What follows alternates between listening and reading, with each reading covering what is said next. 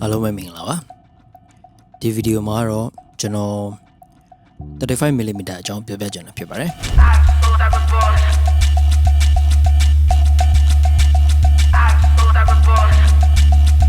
တော့ဒီ 35mm lens ကကျွန်တော်အရင်ကလည်းပြောပြဘူးတယ်ဗောနော်ဒီ lens ကိုကျွန်တော်ဘာဖြစ်လို့ဒီ focal range ကိုကျွန်တော်ဘာဖြစ်လို့ကြိုက်လဲဆိုတာဗောနော်ဆိုတော့ဒီ focal range ကိုဘာလို့ကြိုက်လဲဆိုတော့ကြိုက်လို့ဗောနော်ဆိုတော့50နဲ့ဘာကွာလဲလို့လဲတော်တော်များများမေးကြတယ်ဗျဆိုတော့50နဲ့ဘာကွာလဲဆိုတော့50ကတော့လူတိုင်းသုံးနေကြ lens ပေါ့နော်လူတိုင်းသုံးနေကြ focal range ပေါ့35ကျတော့တိတ်မသုံးကြဘူးမသုံးကြတဲ့အပြင်ကို35ကနည်းနည်းလေးအဲ့လို composition တွေပါတယ်ချတာနည်းနည်းတိုင်ပတ်တယ်ပေါ့နော်ဘာလို့ဆိုဒီ lens ကတော့အရန်ကပ်ပြီးရိုက်မှရမယ်အဲ့လိုကိုလိုကန်လန် angle ကနေရိုက်လို့တိတ်အဆင်မပြေတဲ့ lens ပေါ့နော်ဒီ35ကအဲ့တော့35နဲ့ရိုက်ထားတဲ့street photo တွေပေါ့နော်ဆိုတော့ portrait တွေကတော့ကျွန်တော်နောက် video တွေမှာကျွန်တော်ပြောပေးမယ်ပေါ့ဆိုတော့ကျွန်တော်35 lens နဲ့ရိုက်ထားတဲ့ street photo တွေအကြောင်းမပြောခင်မှာကျွန်တော်ဒီ lens နဲ့ပတ်သက်ပြီးတော့နည်းနည်းလေးပြောပြမယ်ပေါ့နော်အရင်ဆုံး35ကဘာဖြစ်လို့50ထက်ပိုပြီးကောင်းလဲဆိုတော့ကျွန်တော်ရဲ့ point of view ကနေပြီးတော့ကျွန်တော်ပြောပြမယ်ပေါ့နော်35ဟာပထမအချက်နည်းနည်းလေးပိုပြီးတော့ wide ဖြစ်တယ် wide ဖြစ်တယ်ဆိုတော့ပိုကျယ်တယ်ပေါ့နော်ဘာလို့ပိုကျယ်လဲဆိုတော့35နဲ့50ဆိုတော့ဒါ photography time မှာဆိုရင်တော့နံပါတ်နည်းလေးကျယ်လေးပဲပေါ့နော်ဆိုတော့ပိုကျယ်တယ်ပြီးတော့35က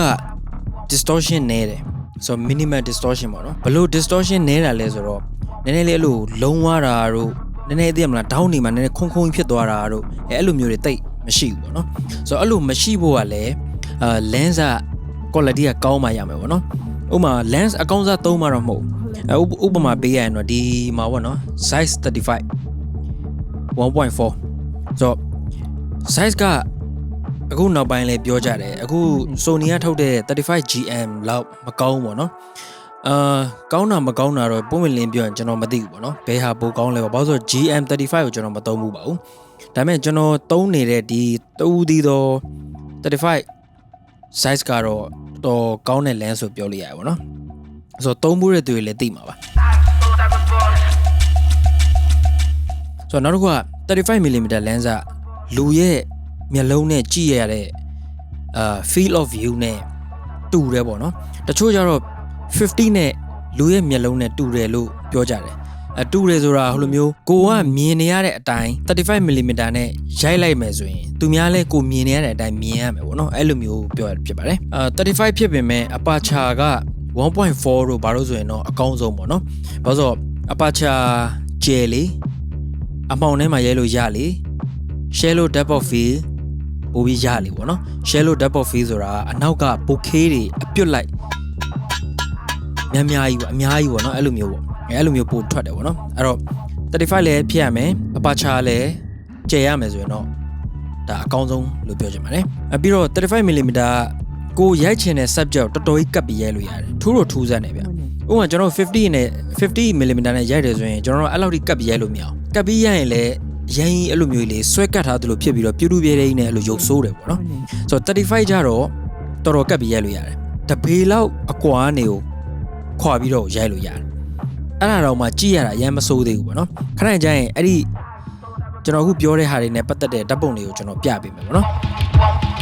ဆိုတော့ 35mm ကိုဘာလို့ကြိုက်ကြလဲဆိုတော့ကျွန်တော်ဆိုအရင်တော့35မသုံးဘူးဆိုတော့အရင်တော့ 35mm မသုံးဘူးတဲ့အချိန်မှာတော့အဲ့35ကဘယ်လောက်ကောင်းလဲဆိုတော့ကျွန်တော်မသိဘူးကျွန်တော်35ကိုစပြီးသုံးတဲ့အချိန်မှာကျွန်တော်ဒီ Sony ကိုစပြီးတော့ဝယ်တဲ့အချိန်ပေါ့နော်2005လောက်တော့A7R2 စဝယ်တဲ့အချိန်မှာ 35mm နဲ့ A7R2 နဲ့တွဲပြီးတော့ကျွန်တော်ဝယ်လိုက်တယ်ပေါ့နော်ဆိုဝယ်လိုက်တော့ဆိုရင်အရင်တော့ကျွန်တော်ဒီတိုင်း YouTube တို့ Instagram တို့မှာ 35mm နဲ့ရိုက်ထားတဲ့ composition တွေသူ့ရဲ့ရုပ်ထွက်တွေကိုကျွန်တော်ကြည့်ထားတော့မတူပါလားပေါ့နော်ကိုယ့်ကိုဝယ်ပြီးတော့ရိုက်ကြည့်တဲ့အချိန်မှာတကယ်မျက်မြင်ကိုတွေ့မတူဘူးပေါ့နော်ဆိုတော့အဲ့ဒီမှာကျွန်တော်ကဘာဖြစ်သွားလဲဆိုတော့35လုံးဝကြိုက်သွားပြီးတော့50ကိုလုံးဝအဲ့ကလေးကစပြီး short လိုက်တာပေါ့နော်ဆိုတော့50ကိုအဲ့မှာတည်းကစပြီးမကြိုက်တော့လို့ပြောလို့ရပါဘူးခုန ပြောတဲ့အချက်တွေထဲမှာလိုမျိုးပဲလူရဲ့မျက်လုံးမြင်ရတဲ့ feel of view ကိုရတယ်ဆိုတော့ဒါကိုကသူများကိုပြကျင်တယ်ဥပမာကိုရဲ့ဓာတ်ပုံထဲမှာ story တစ်ခုပြကျင်တယ်ဆိုရင်ဒီ story ကိုကိုမြင်တဲ့အတိုင်းသူများတွေမြင်အောင်ပြလို့ရတယ်ဗောနော်ဆိုတော့အဲ့ဒါကြောင့်35ကတဖြည်းဖြည်းနဲ့ popular ဖြစ်လာတာပါဒါမြန်မာနိုင်ငံမှာလည်း35mm popular ဖြစ်လာတယ်လို့ကျွန်တော်ယုံကြည်ပါတယ် okay 35mm က street photography ရိုက်လို့ရလာဗောနော်သူများတွေကျတော့ street ကိုရိုက်ရတာဥမာ16 16တို့24တို့ချို့ကျတော့50တို့အဲ့လိုမျိုးနဲ့ရိုက်ရတာကြိုက်တဲ့လူတွေရှိတယ်ဗောနော်ဒါပေမဲ့ 35mm street photography တော့ကောင်းလားဆိုရင်ဒါမစိုးလို့ပြောလို့ရတယ်ဗျဘာလို့ဆိုတော့ခုနကပြောသလိုမျိုးပဲ story ကိုပုံမြင်ရတဲ့ဟာကိုသူများကိုမြင်အောင်ပြလို့ရတယ်ပြီးတော့အရင်လည်းမဝိုက်ဘူးအရင်လည်းမဝိုက်ဆိုအရင်လည်းမကြိတ်ဘူးဗောနော်သူ့ရဲ့ view อ่ะပြီးတော့အရင်လည်းမကျင်းဘူးဆိုတော့ဘာရိုက်လှအောင်ရိုက်လို့ရတဲ့ lens တစ်လုံးလို့ပြောလို့ရတယ်ဗောနော်မေကုန်းနေရှိကြလိမ့်မယ်ဗျဘာလဲဆိုတော့35နဲ့50နဲ့ portrait အတွက်ဘယ်ကကောင်းလဲဗောနော်ရှင်ပြီးပြောရရင်တော့ကိုယ်အကြိုက်နဲ့ကိုရိုက်ကြတယ်လို့သုံးကြတယ်လို့ပြောအောင်ပါဗောနော်ဘာလို့ဆိုတော့35ကရမ်းကြီးမကျင်းဘူးရမ်းကြီးမကျဲဘူး50ကျတော့နည်းနည်းကျက်သွားပြီသူက 50mm နဲ့ကျွန်တော်တို့ကအဝေးရရိုက်မယ်ဆိုလဲရုပ်ထွက်ကြီးက composition ရမလှဥပမာ 35mm နဲ့ကျွန်တော်တို့ကအဝေးကနေရိုက်မယ်နေရတူတူရဲကနေပြီးတော့ရိုက်မယ်ဆိုရင်တော့မှ35ကပို့ပြီးတော့ကြည့်ရတာမိုက်တယ်လို့ဒါကျွန်တော်ရဲ့ personal point of view เนาะ35နဲ့ရိုက်လို့ရတဲ့နေရာမှာ50 lens တက်ထားတဲ့လူကကိုယ့်ရဲ့အနောက်2ပေ3ပေလောက်အနောက်ဆုပ်ပြီးရိုက်ရမှာပေါ့နော်အဲ့သဘောပြီးတော့နောက်တစ်ခုက 35mm က landscape ရိုက်လို့ရလာပါတော့landscape ရိုက်လို့ရလာဆိုရင်တော့အရင်ကြီးတော့အဆင်မပြေဘူးလို့ပြောချင်တယ်ဒါပေမဲ့ကိုကအကယ်လို့ composition ချိန်တာဟိုကျွမ်းတယ်အဆင်ပြေတယ်ဆိုရင်တော့ဒါဘယ် lens ဖြစ်ပါ35မှမဟုတ်ဘူး50မှမဟုတ်ဘူး85မဟုတ်135ဘာပဲဖြစ်ကိုက composition ကိုမြင်တတ်တယ်ဆိုရင်ဒါတော့ဘယ်နေရာမှာပဲဘာကြီးပဲရိုက်နေဒါတော့ဘယ် focal range နဲ့ပဲဖြစ်လှအောင်ရိုက်လို့ရတယ်ဗောနော်ဆိုတော့ landscape အတွက်ဒီ lens က 100% အသုံးတက်လာဆိုရင်တော့မတည့်ဘူးဘာလို့မတည့်ဘူးလဲဆိုတော့သူအရင်မကျင်းဘူးရမ်းမကျဲဘူးသူအကောင်းဆုံးကတော့အဲ့လိုမျိုး street တွေဘာတွေရိုက်မယ် street portrait တွေရိုက်မယ်ဒါမှမဟုတ်ရင်အဲ့လိုမျိုးပစ္စည်းလေးတွေရိုက်မယ်ဥပမာဖန်ကွက်တို့ဘာတို့ရိုက်မယ်ဆိုရင်တော့ဒီ35ကဒါတကယ် storytelling အရန်ကောင်းတဲ့ lens လို့ပြောလို့ရတယ်ဗောနော် Okay အဲ့တော့ကျွန်တော်ဒီ lens နဲ့ရိုက်ထားတဲ့ series light ကိုပြပေးမယ်ဗောနော်ကျွန်တော်ဘယ် series ရင်ပြရင်ကောင်းမလဲဆိုတော့ဒီဘန်ကောက်မှာရိုက်ထားတဲ့ series ပေါ့နော်ဒီမှာဆိုရင်ဒီ lens ပေါ့နော်ကျွန်တော်ခုနကပြောသလိုပဲအရန်လဲမဝိုက်ဘူးအရန်လဲမကြက်ဘူးမျက်စိနဲ့မြင်ရတဲ့view လောက်ပဲဆိုတော့တူမှဒီပုံဆိုရင်ကျွန်တော်ဒါ BTS ဒီဘူဒါယုံယထာဂိတ်ကအပေါ်ဓာတ်ကနေပြီးကျွန်တော်အောက်ကိုလှမ်းရိုက်ထားတဲ့ပုံလေးပေါ့နော်ဆိုတော့ဒီကောင်က50မဟုတ်တော့35ဆိုတော့ဟို focal range အဲ့လိုမျိုး overall ကြီးကိုကျွန်တော်တို့ထင်ထင်ရှားရှားမြင်ရတယ်အကယ်လို့မဟုတ်ဘဲနဲ့ကျွန်တော်ကဒီနေရာမှာ24နဲ့ရိုက်မယ်ဆိုရင်ဘာဖြစ်နိုင်လဲဆိုတော့တအားကြီး white သွားပြီးတော့လူက subject ကအရန်သေးသွားတဲ့ဟာမျိုးဖြစ်နိုင်တယ်ပေါ့နော်ဆိုတော့ဒါကတော့ဒါအပေါ်စီးရိုက်ထားတဲ့ပုံမှာဒါလေးကတော့စားကြတယ်ဒါလေးကတော့ဟို no အေးချောင်းလေးပေါ့နော်ဒါကတော့ဟိုချက်နို့စီရေခဲချောင်းလေးပေါ့ဆိုတော့အဲ့ဒါကိုရိုက်ထားဖြစ်ပါတယ်သူ့ရဲ့ depth of field ပေါ့နော်ဒါ aperture 1.4 ပေါ့ 1.4 နဲ့ရိုက်ထားတဲ့ဥစ္စာကသူကအရင်လည်းမဝေးဘူးအရင်လည်းမနီးဘူးဆိုတော့ဒီဟာဆိုရင်ကျွန်တော်မှတ်မိသလောက်တပေလောက်အကွာနေတပေ2ပေလောက်အကွာပေါ့နော်အဲ့လောက်နဲ့ရိုက်ထားတာဒီအလဲနားလောက်မှာပဲသူက focal plane နဲ့ဝင်နေတယ်ပေါ့နော်ဒီရေခဲချောင်းလေးတွေဘေးနားမှာတဖြည်းဖြည်းနဲ့အဲ့လိုမျိုးဟိုဘိုကေးလေးဘလားလေးဖြစ်သွားတာပေါ့ဆိုတော့အဲ့ဒီ effect ကလည်း35မှာတော်တော်မိုက်တဲ့ effect လို့ပြောလို့ရတယ်ပေါ့နော်ဒါကတော့လက်ပြရိုက်ချက်ပေါ့နော်အဲ့လိုကိုကဒီလိုမျိုး street photo တွေပါတယ်ရိုက်မယ်ဆိုရင်ဒါတော့ tips လေးပေါ့နော် street photo ရိုက်မယ်ဆိုရင်ကျွန်တော်ရဲ့ personal point of view ကနေဆိုရင် personal experience ကနေဆိုရင်ဟိုကိုကခီးတွေပဲသွားမယ်သို့မဟုတ်ရင်အဲ့လိုနေရာတစ်ခုသွားမယ်ကိုမရောက်ဘူးတဲ့နေရာသွားမယ်ဆိုရင် lens ကိုတစ်လုံးနဲ့ယူပါလိုက် body တစ်လုံး lens တစ်လုံးအသေးတက်ထားလိုက်အသေးတက်ထားဆိုတာအဲ့လို super glue နဲ့ကတ်ထားလို့ပြောတာမဟုတ်ဘူးเนาะဆိုတော့တက်ထားပြီးတော့တွေးသမျှချိန်ပြီးတော့ရိုက်တာရိုက်အနည်းဆုံးတော့10ပုံမှာ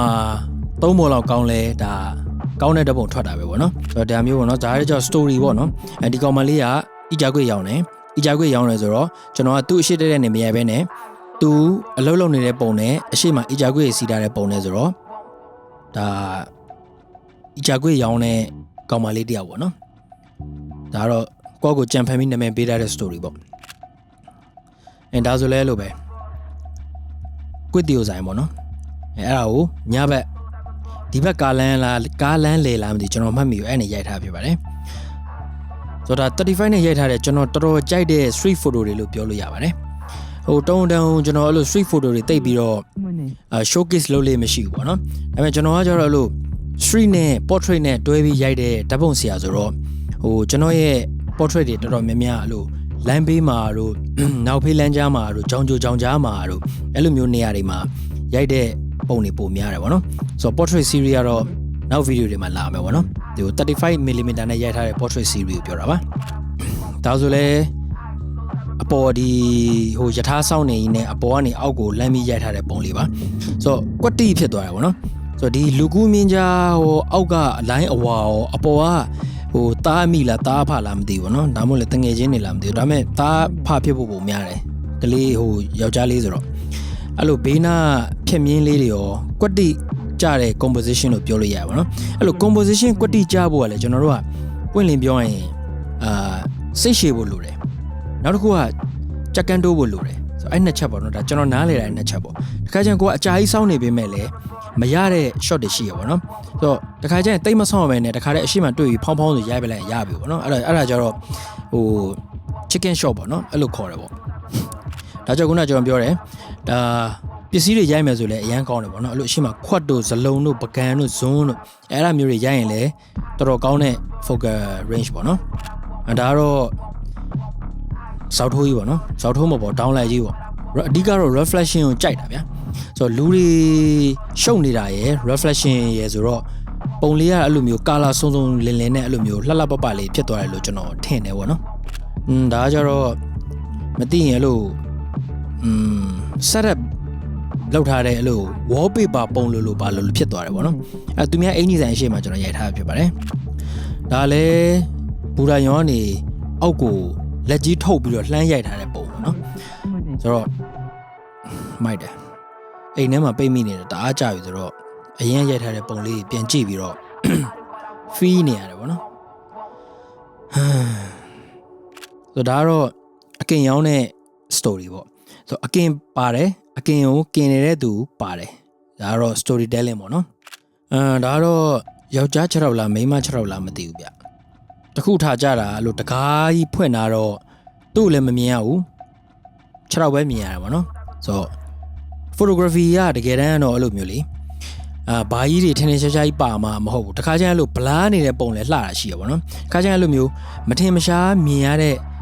ပုံလေးတွေလည်းရှိတယ်ပေါ့နော်အဲ့လိုမျိုးဒါတော့ကိုယ့်ရဲ့အမြင်ပေါ်ပဲမူတည်တာပေါ့ဟိုဘယ်နေရာမှာဘယ်လိုရိုက်ရမယ်ဘယ်လိုဖြစ်မှရိုက်ရမယ်ဆိုတော့မရှိဘူးပေါ့ကိုယ့်မျက်လုံးထဲမှာဒီကိုမြင်နေရတဲ့ဟာကိုမိုက်မင်ထင်လှမင်ထင်ရိုက်လိုက်ပေါ့ဒါပါပဲအခုနပြောသလိုမျိုးဘလားနေတယ်တကယ်တမ်းဒါ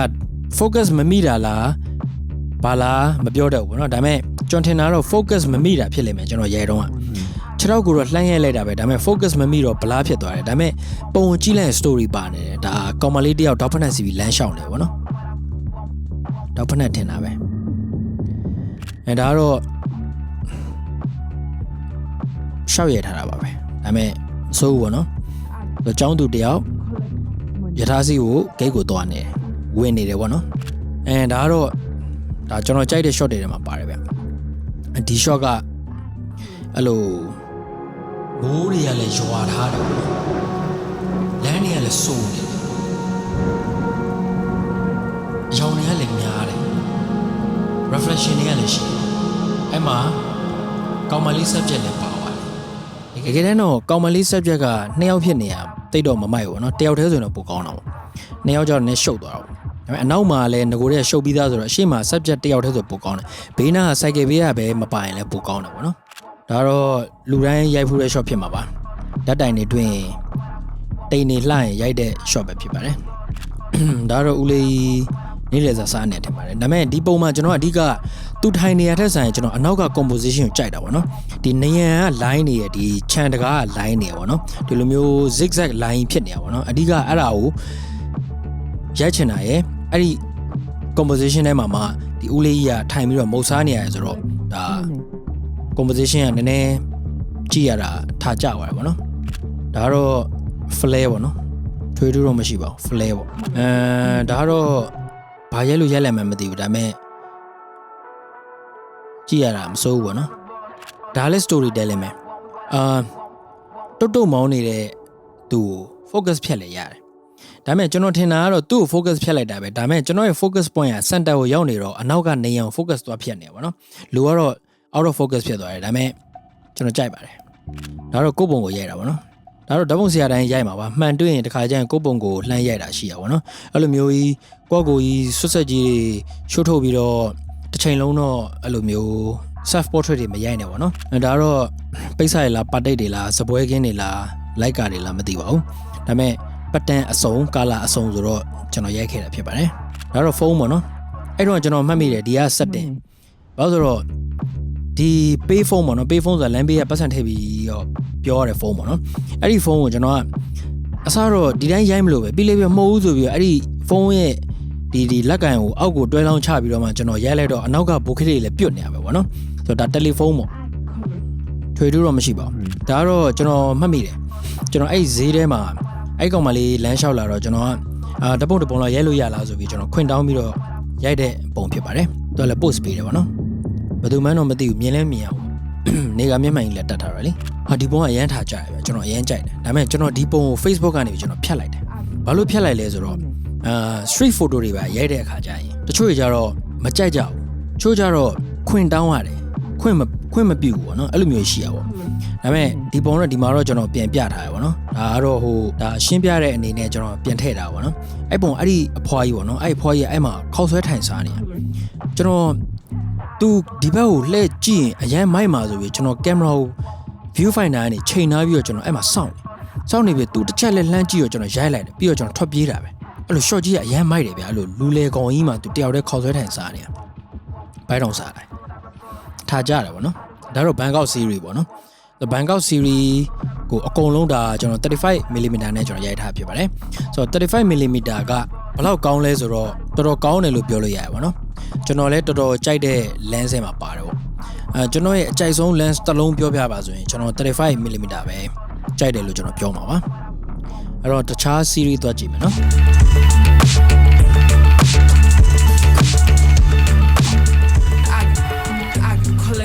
Money.